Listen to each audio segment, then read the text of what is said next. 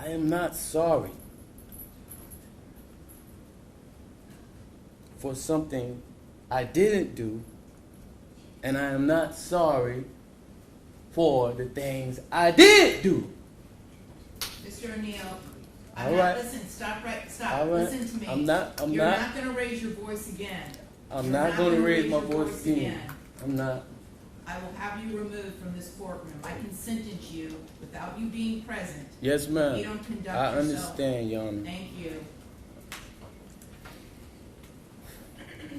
you. But I will say, I'm sorry for your loss. 19 years I've been at this job. I've seen human beings killed at the hands of others in every way imaginable. You name it, I've seen it.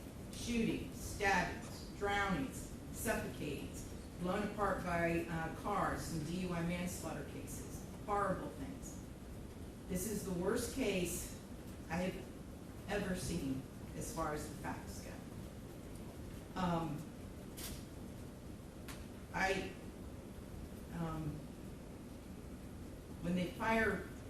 When the person from fire department, when he testified, and when he said that he retrieved the body of Ronnie Oneal from the home, and all he could do was sob.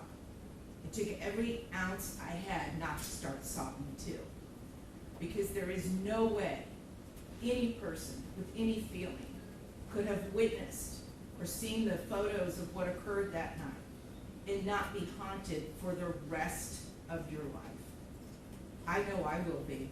For the rest of my life, I'll be haunted by what I saw as far as the evidence and just the abject cruelty of it all. The abject cruelty. And I was aware, because I reviewed a lot of the discovery ahead of time, as you well know, did a lot of in-camera inspection of a lot of documents. And I was aware there was some evidence, at least, that when you needed to recover from your gunshot wound, that neither your parents nor your Aisha, Ms. Robinson, would let you come recover at their home. I don't know if it's true or not. I'm not going to get into a dispute. I'm just mentioning there was some evidence referencing that in the records. And all I could think about, because I knew that Miss Barron was not with you romantically at the time. And I knew that she just, out of the goodness of her heart, let you come stay with her. And it is beyond tragic that that critical decision ended in so much horror for her and for her children. It is unspeakably cruel what happened as a result of that one decision. The way that Ms. Barron died was horrific, and that 911 call, which captured truly all of it. You heard, and everyone who's heard that 911 call heard a death scream.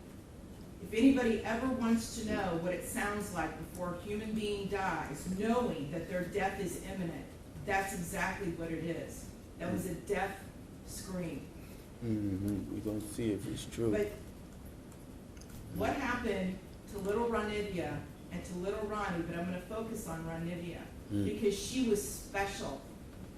And you can tell Miss Barron had done everything she could to create a beautiful home for her family.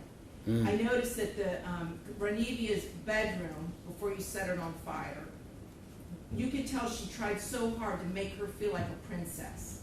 Kenyatta did everything she could. And I noticed too in the kitchen, on the refrigerator, she put up magnets that said faith, love, family, hope. And then you know what else happened to that refrigerator during that night? It got splattered with blood all over it due to what happened. Little Ronivia, she couldn't scream, she couldn't run away, and she witnessed what you did to her mother as far as shooting her mother in the arm with the gunshot. She knew. And the horror that that child suffered. And she already had a life where she was born with challenges regarding her physical and her mental disabilities. But the pain and suffering that she suffered that night at your hands, unspeakable. unspeakable, absolutely unspeakable. And at the moment, that first time you struck her with that hatchet, and little Ronnie testified that all he could see was tears coming out of his sister's face. At that moment, that child knew. She knew she was being betrayed in the cruelest, most tragic and sorrowful way that a child could ever be betrayed. She was being betrayed by her parent, the one person that should be there to protect their children and love them and keep them from harm.